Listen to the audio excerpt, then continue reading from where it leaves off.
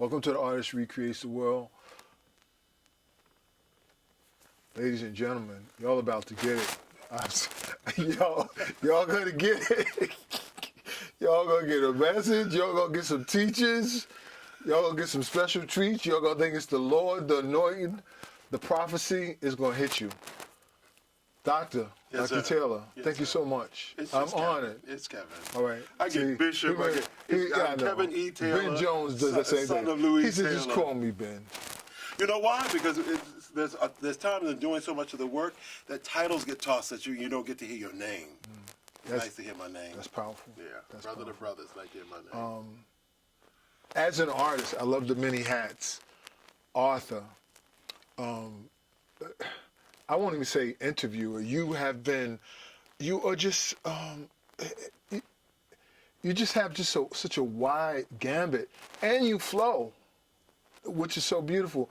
And I was just saying to you earlier, I listened to your message of Jerry Gant's funeral, Swagmatism, a very clergy black oratory kind of thing that black preachers would bring out.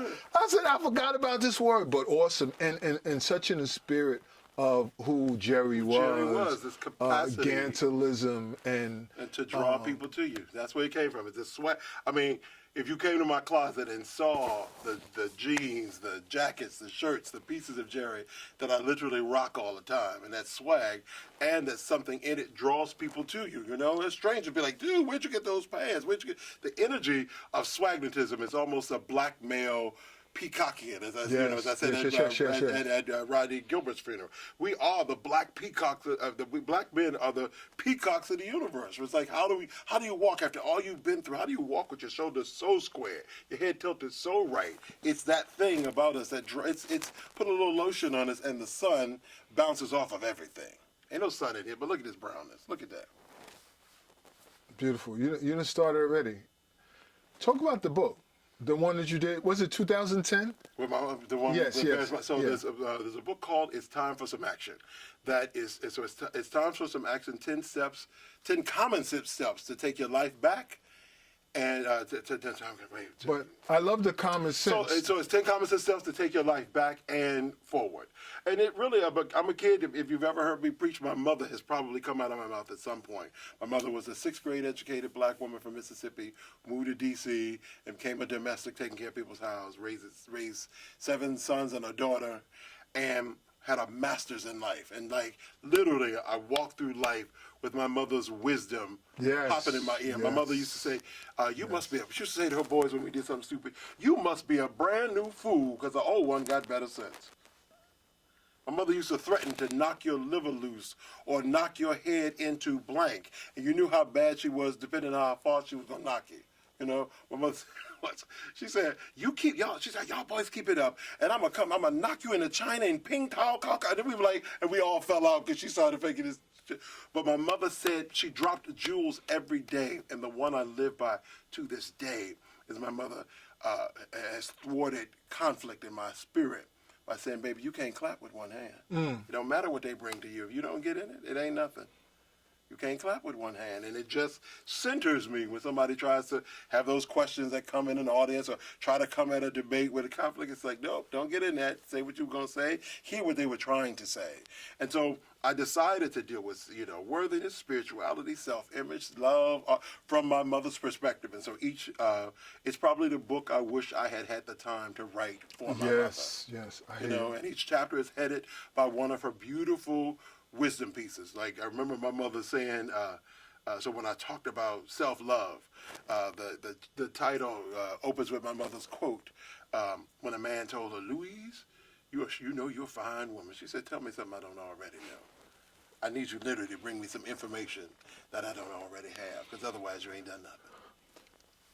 Talk about how important it is for authors. I think writers are the most important artists because they have the ability to leave this physical ideas, these words, these ideas, these concepts.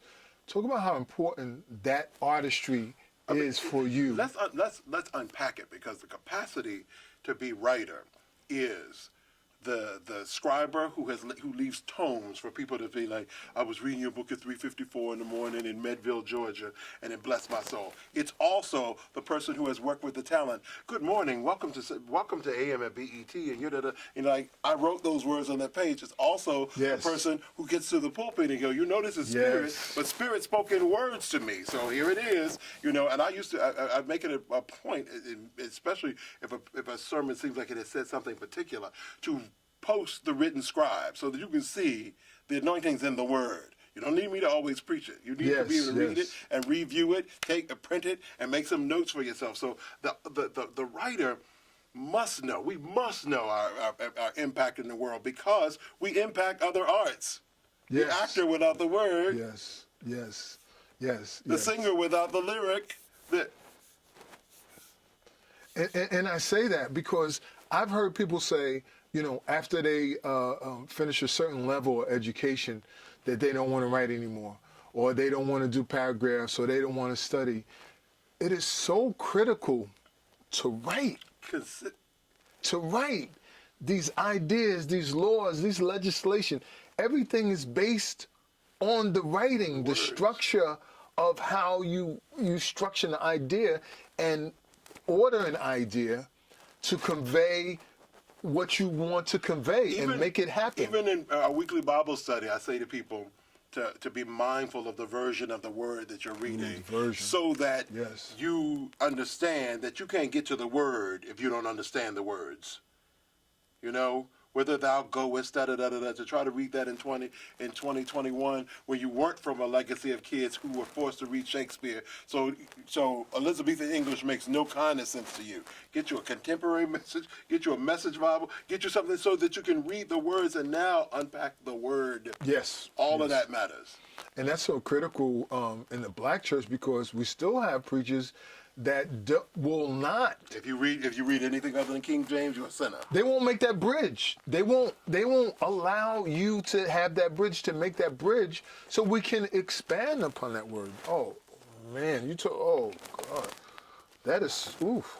And it's such a conflicted energy too, because like you said, the preacher has gotten so caught up in the idea that they are the word, that they are the anointing vessel. They forget that they're the word vessel as well.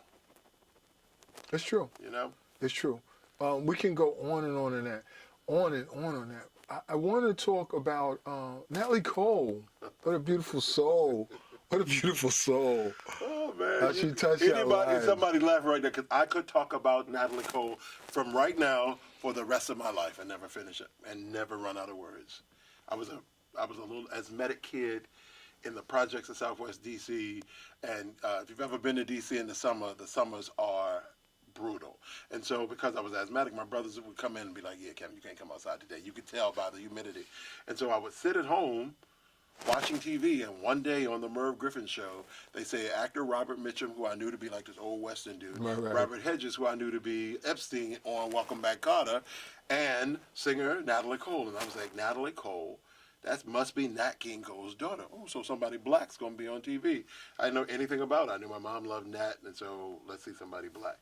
And she came out and sang This Will Be, and it sounded like a church song, right? And we had just started going to church, and I was like, what is this? And how come it's on TV on a Thursday afternoon, right? And then when she came to sit down, she talked about how she started to Mike Douglas asked her when she started singing, and she said, I first started singing in my junior year of college. The planet stopped, because that smart little nerd boy from the projects had no idea what to do with smart, and this black woman just said she went to college. And I was like, so that my brain is spinning. She said, so now let's talk about this album. And she says, yes, my album is called Inseparable. I'm sorry. Maybe that's a common word today for the little boy in the projects who had found a dictionary in the trash and would read a new word every day. You remember, we old enough to have gone through the generation, y'all, when in order to use a word and introduce a word into your vocabulary, you had to be able to spell it, define it, and use it in a sentence. Spell it. Here's the album cover, Inseparable. Spelled it. Define it. I got my dictionary. Bound in an eternal bond or connection, never separated. Okay, but how do you use it in the sentence?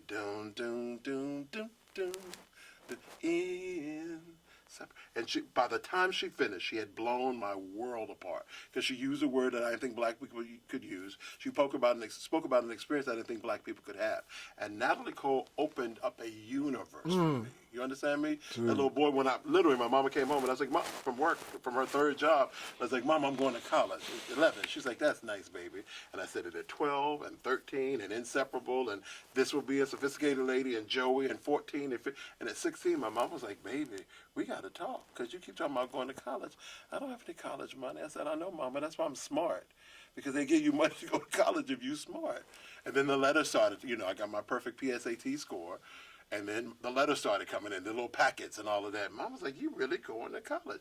Natalie Cole changed everything. She dropped quotes. Natalie Cole, being Nat's daughter, opened up Ella Fitzgerald and Dinah Washington and Sarah Vaughan and Duke Ellington and, you know, Ella Fitzgerald. I was like, how does she know all these people? And those people are music. Those people are history. So I didn't just hear their names. I went to the library and went through old ebonies and right-ons and black stars and sepias and Jet magazines. So I would be in there for hours. And, you know, that was a bridge for me and my mother because that was her era. And she, ooh, girl, baby, let me tell you about Ella. Let me tell you about a Tisket, a Tasket, you know? And so it just, you know, gave her an opportunity to talk about Nat. And Natalie just opened up my world consistently. And, you know, and then, you know, that got to this period when I'm a young adult at 18, you know, 17, 18, when she's going through her drug habit. And, you know, people are using that now to tear down the nerd, tear down the fat boy, because your girl ain't nothing. She a drug addict. And so it's like I was like, I will kill you to protect this queen. I would, you know, her name, I was making jackets and backpacks Really? Wow. just to say, you know, I'm still with her no matter what the rest of y'all say. You know what I mean? And so yeah, the beauty of it would be then she has to come back and it was returned, and everybody in D.C. knew about my love for Natalie Cole. So I would get a call from the radio station, WHUR, and be like, your girl's here, you need to get here, you know what I mean? And I would run trying to get there, or somebody would say, I met Natalie Cole. And I say, you got my boss at the Department of Recreation said he was best friends with Sugar Ray Leonard, and he went out to Vegas for a fight with Sugar Ray, and the next night, Sugar Ray and that is about 88. Sugar Ray and he and Sugar Ray went to see Natalie and Smokey Robinson at the Golden Nugget, I believe it was. And afterwards, he went backstage. She's like, Natalie, if I don't get you an autograph from my assistant, he gonna be mad. And she's like, oh, he's like, I swear he your number one fan. He got your pictures all over the desk. He answered the phone with you. And then she says, hey, wait for this. And then she goes, oh, that's so sweet. What's his name? He said, Kevin. She said, Kevin Taylor. He's like, come on, man. He was like, yep, she knows you. Because I used to write Natalie Cole a letter every year and send her my report card. I would write 10 and 12-page letters about my little black life in the projects and send her my report card. I have to underscore to the audience how I'm just so blessed. And the reason why I'm so blessed, because you underscore what I have been trying to do with the artist recreating the world. And that is the power of artistry. Yeah.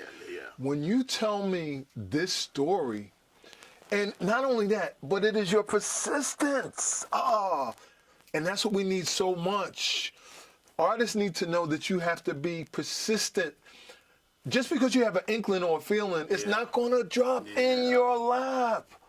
You know, and you can continue the story, but that is so powerful that you were so influenced by these new ideas, and then you followed up on them. And I think when you talk about persistence and you talk about follow-up, I feel like there was a reason that God, that the universe, that the energy that is music drops somebody, drops words, drops Maya Angelou, drops Natalie Cole, drops Aretha, drops Ludacris, drops Jay-Z, drops Lil Kim, drops them into your life if you would dare go follow him and not just be surface with Megan Thee Stallion and just be body, and go deeper and find out her story, and go deeper and find out about her parents, and find deeper about some little reference that they make. I saw this thing in this city, and just go looking for it, because Natalie Cole gave me, Natalie Cole said a quote by Nancy Wilson once that said, you can hide your head, but your feet will show. And I was like, that's about integrity. I gotta live in full integrity, even if it to the point of audacity. And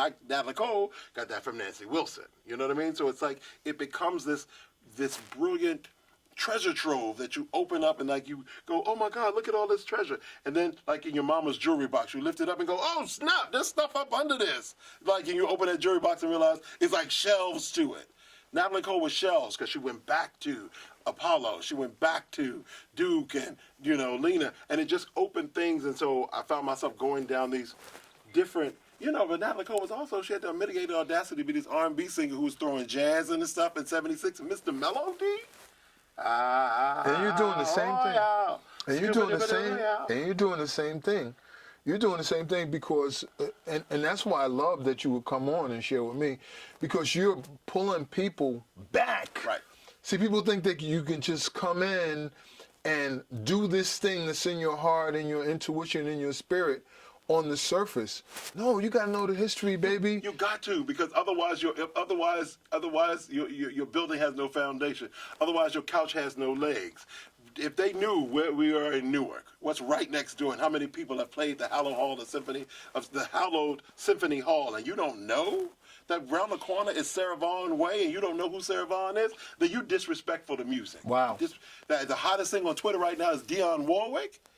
Research her before you tweet her, trying to get her to follow you. Find out who she is. Find out before there was Whitney, there was Dionne Warwick. Find out that she's got 45 top 10 hits, and that she is one of the most charted artists of the 20th century. Find out about her. Find out how many of your songs have samples from the artists I'm talking about.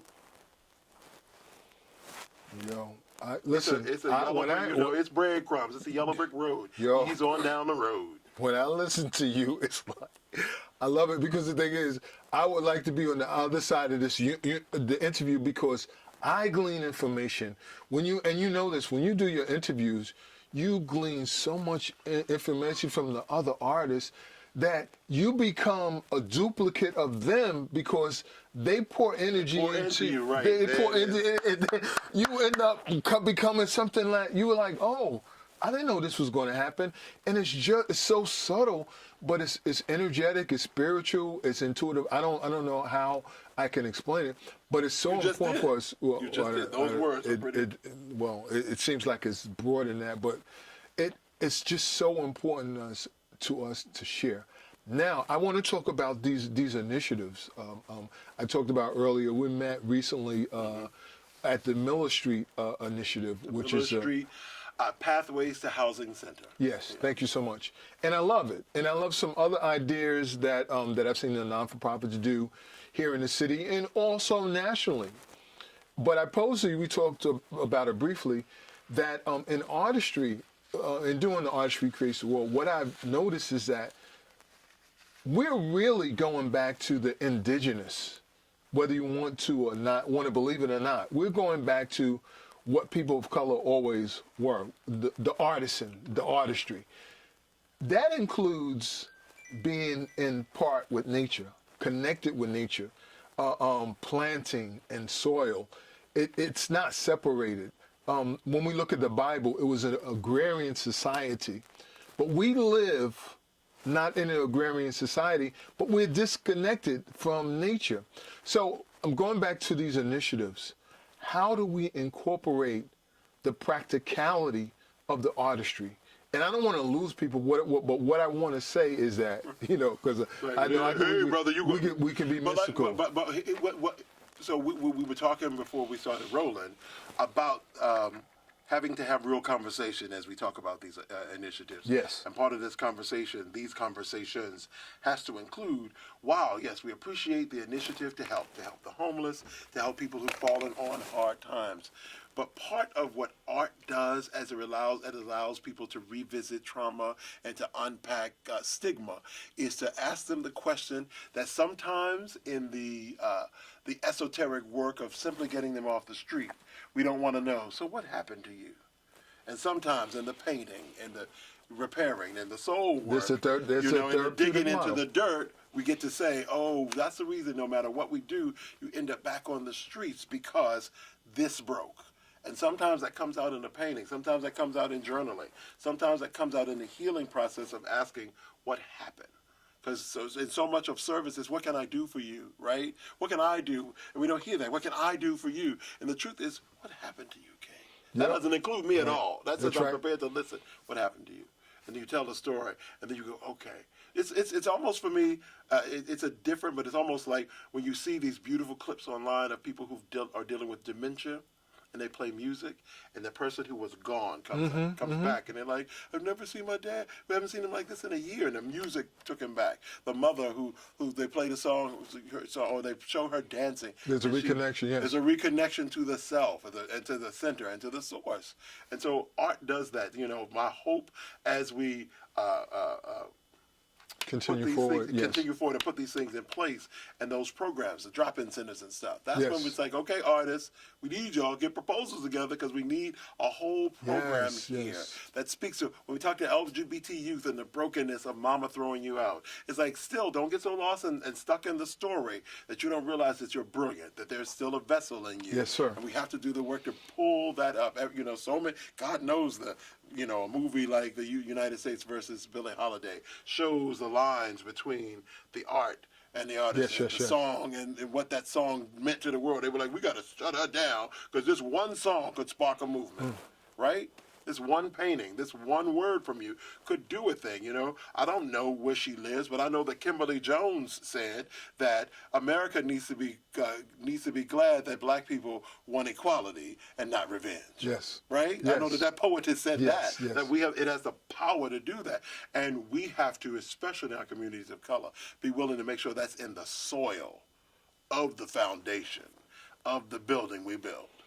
I feel preacher, Listen. preacher. Because It is. you know It why is. for It me? needs to be Because said. one of the things you're talking about in this is one of the things I've learned early on when people look at my story, talk about it, and I go, how did that little fat black and Medicaid nerd from projects in Southwest D.C. get to meet his favorite singer? And that wasn't it. Natalie begat Luther, Anita, Lena, Patty, Stevie, Tina, Shaka. And it's like, I don't know I don't know Monifa and Eva Marcel. I don't know these people just to be able to say, look at the pictures I post. It's like, why is the universe, what master project is supposed to use all these resources, right? What is the purpose of knowing people? You know, if you remember, we're old enough to, the ABC used to have this thing called Schoolhouse Rock, right? Yes, of course. And my favorite was Conjunction, Junction, what's your function? Hooking up things and making them run right. Yes, right. Like, That's right. oh, I get it. Why can't I? Oh, because you were missing this piece. You didn't see this part of you. Click, click, click, click. There you go. Now let's go. That's right. That's right. I can't live in my truth. I can't be who I can't. They don't want nobody to be. I love that my African brothers be like, brother, where you from? You wear more African stuff. You wear more African clothes because I realized I was black, and it's stylish. I got a mud cloth coat on, this shirt from Ghana, because I want people to see black walk in the Yes. room and then say, oh, and you do that, and you do that, so I can do that. You can do things I couldn't even imagine. We didn't grow up in an era where we had this connection right to social media. So now everything I wanted, the talk show I wanted to do, when there was 5 channels, now there's 500 apps. Yes, yes. So it's like, yeah, let's do the talk show. Talk about, I saw on your IG, I snuck on there, art and spirit. I thought that idea, And you could just touch on it, but I just thought. I was a guest. Yeah, I Art and know. Spirit, I know, but I just wanted to get some. Angela Robinson Whitehurst, a.k.a. Veronica Harrington, from Tyler Perry's hugely successful The Haves and the Have-Nots, and I met at a conference, a music and cultural fest in Puerto Rico 4 years ago, and like you were talking, it was something about she and her that clicked. It clicked. She and her husband Scott, that clicked and clicked quick, and we've stayed in touch. And so she was like, "I'm doing the show," and she came on I have a format called 11:11 at 11. To put people with people so people know people. You saw how I did that? And so she came on because I asked her, and Eva Marcel came on, and Gordon Chambers came on, and and there was these actors and artists, and so she's like, I'm gonna have to have you on, and I was like, you got a million followers. But she's March 1st, my favorite day of the year. March 1st, because if your intention is to do a thing, to receive a thing, to be a thing, you got to move toward the thing. That's right. So March 1st, she had me on. And, her art and spirit conversation has brought in preachers and teachers, but a lot of her Broadway friends and a lot of actors and actresses. And again, one of the things, you talking about Secret IG, I love that now, like what the pandemic has unpacked is the artistry and people who didn't even know parts of the art. You could go, God bless DJ Nice. Remember that first party DJ Nice threw on IG? And it was like, it's 1 million people in here. Michelle Obama and Barack just walked in.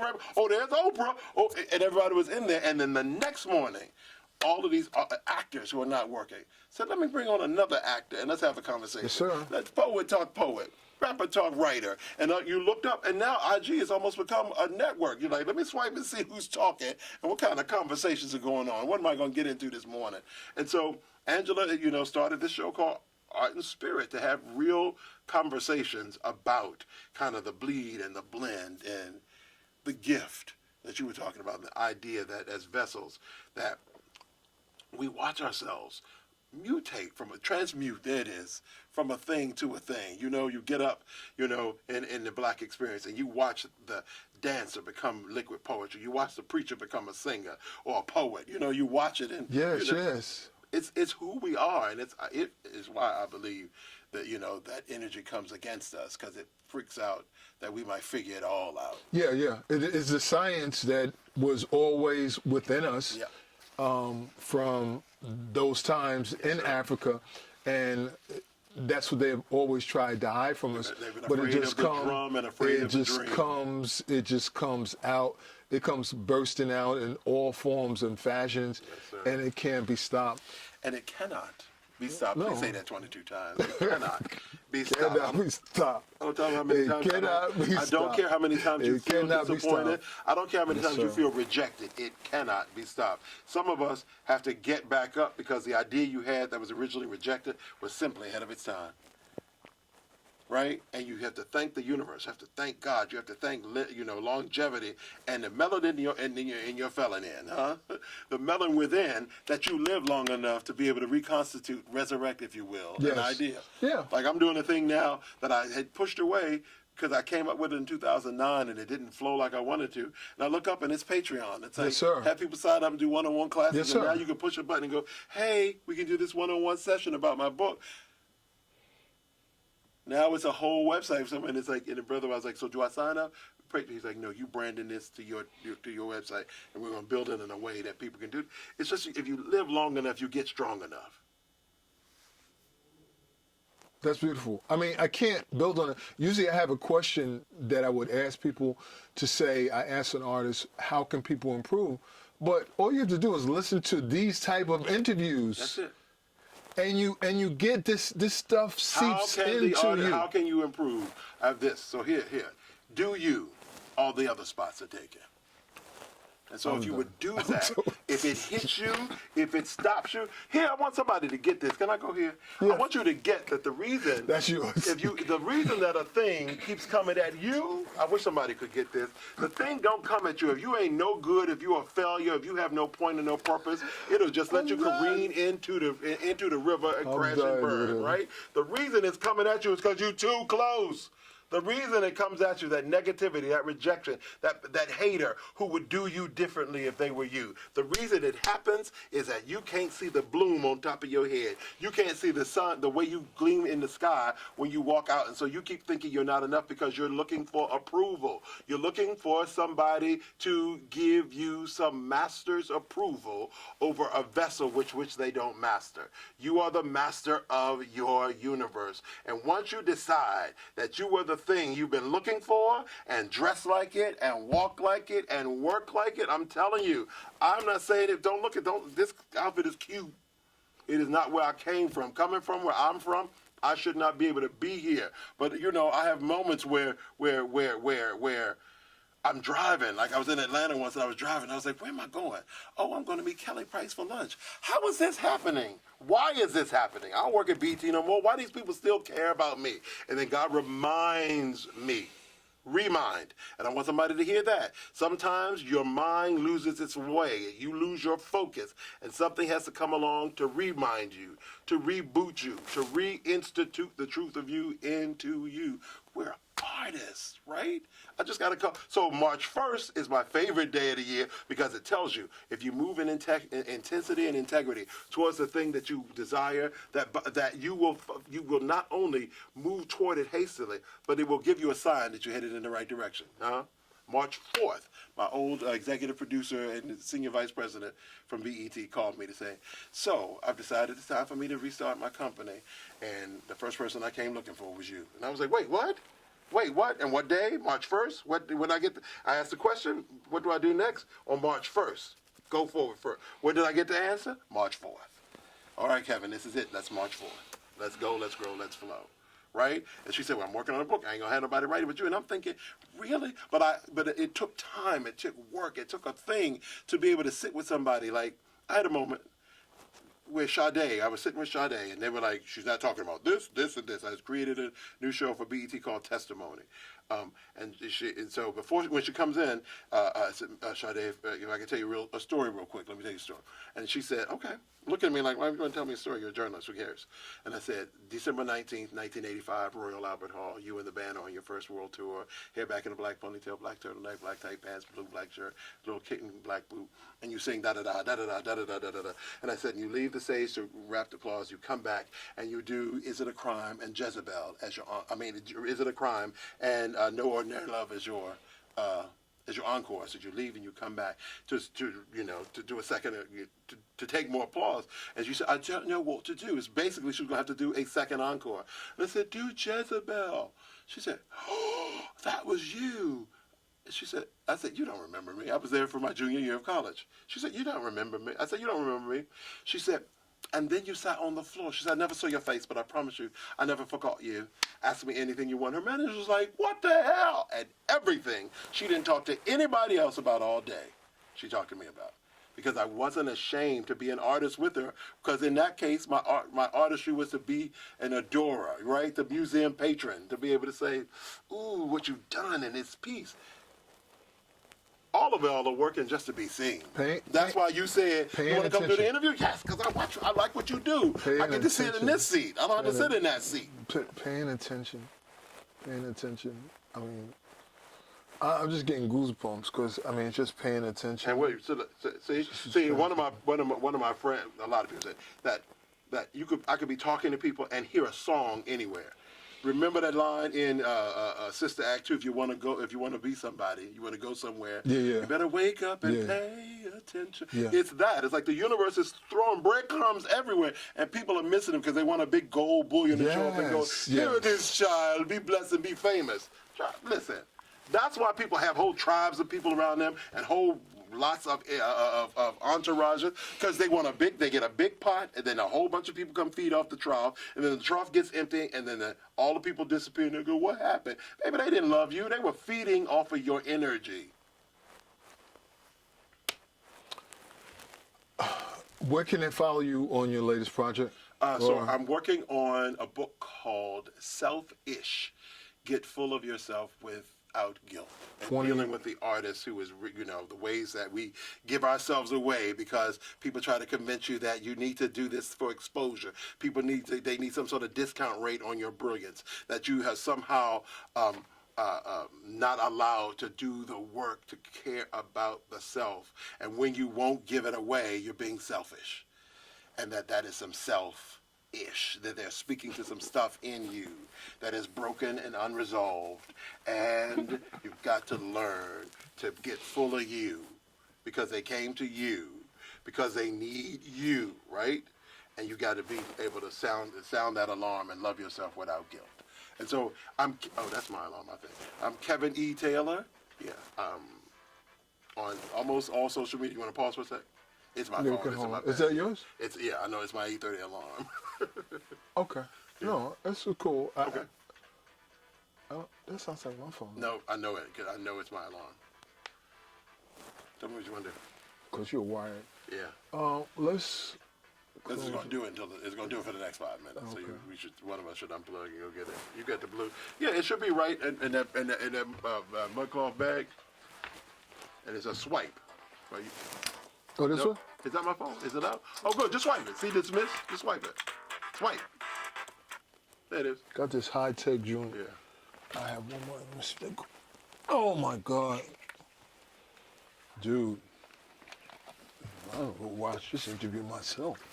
People don't know how much of my own interviews, because the artists, y'all be dropping the People don't joints get on. it out, you know. You- You know, I thank God for Facebook memories, because I've gone back and watched the sermon and been like, good God, because I was in it, you know.